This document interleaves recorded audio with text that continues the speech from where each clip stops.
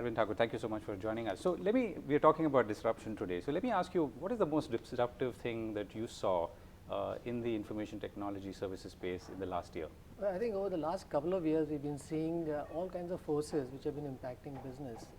But perhaps there is nothing that has impacted it more than technology itself. And I think the characteristic of technology, particularly digital technology, which completely replaces space and time and distance, is what is causing this particular disruption. Give us an illustration. So, for example, if I want to do a voice of customer, I don't have to give a survey and get results from a survey. I just go to social media, and I can get what my customers think about me.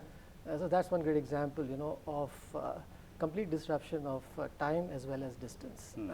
Okay. So when you say technology has been the disruption, you've sort of linked it to social media in one way, but there must be many other ways, right? Well, there are other elements of technology as well. So, for example, mobility. So, if I want to, empower my employees, the best way to do that is to reach out to them on a device which they are carrying all the time. So, mobility and mobile technology is another great disruptor. Or if I want to deliver a very personalized service, once again, I can create that bit of information and give it to you on a mobile device, which can be to my employee or my customer, anybody else. So I can provide a very personalized service also to my customers. So all these are factors which are truly, truly disruptive. And if I really look at it, it's a phenomena which we are perhaps experiencing after the Industrial Revolution. That's the kind of impact this disruption is having. So what does this do to an organization like NIIT Technologies? Or what did it do? To begin with, it disrupts us because we need to create new services to be able to take advantage of these opportunities. And to that extent, we need to transform our organization itself. So there are many elements of this service which needs a relook. For example, creative capabilities are now more important than just engineering capabilities. So customers earlier used to tell us what they wanted, and we would build it faster, cheaper, better than anybody else in the world. And now, customers look forward for us to tell them what are opportunities of value add. So that itself is a fundamental disruption, which we need to deal with by building that capability in the organization. And how have you done that when you talk about creative capabilities specifically? So many ways. For example, it starts with the culture itself.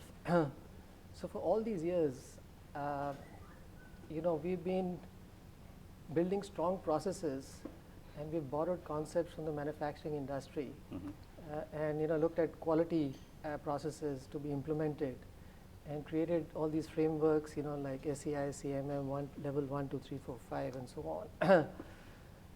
Now, when we look at the definition of quality in a manufacturing industry, it is conformance to requirements. So if there's a product and you build it to that specification, it's inspected. If it's good quality, it's accepted. If it is not, it is rejected. But we are in the services business, and in the services business, conformance to requirement is a very basic experience. So you need to deliver far more than just conforming to specifications or the contract. So fundamentally, that mindset has to be changed in the organization, and we've been at it now for many years now, where we have to get our entire workforce to start thinking differently, and not just do what they are told to do well, but identify opportunities for value add. Right.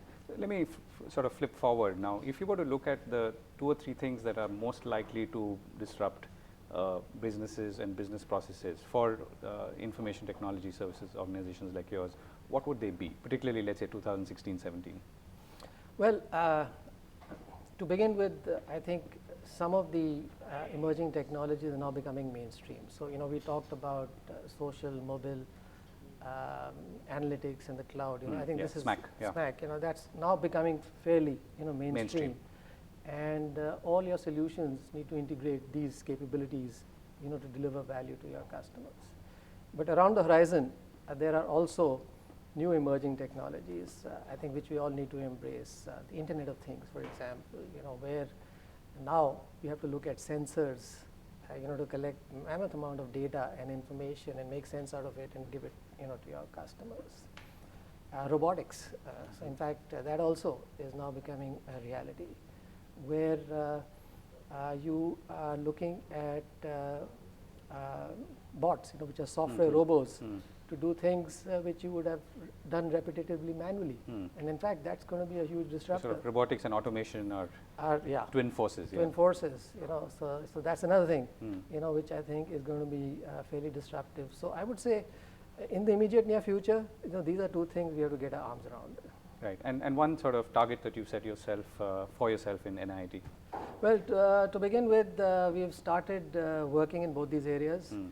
And in fact, we are building partnerships with organizations which have built, which have these robots, so that we can integrate that, into our solution and offer it to our customers. So these are two immediate things that we So we'll be seeing NIIT robots going around the place soon. We'll certainly be seeing NIIT solutions incorporating robots happening pretty soon. Right. Good luck for that. Thank you so much. Thank you. Thank you.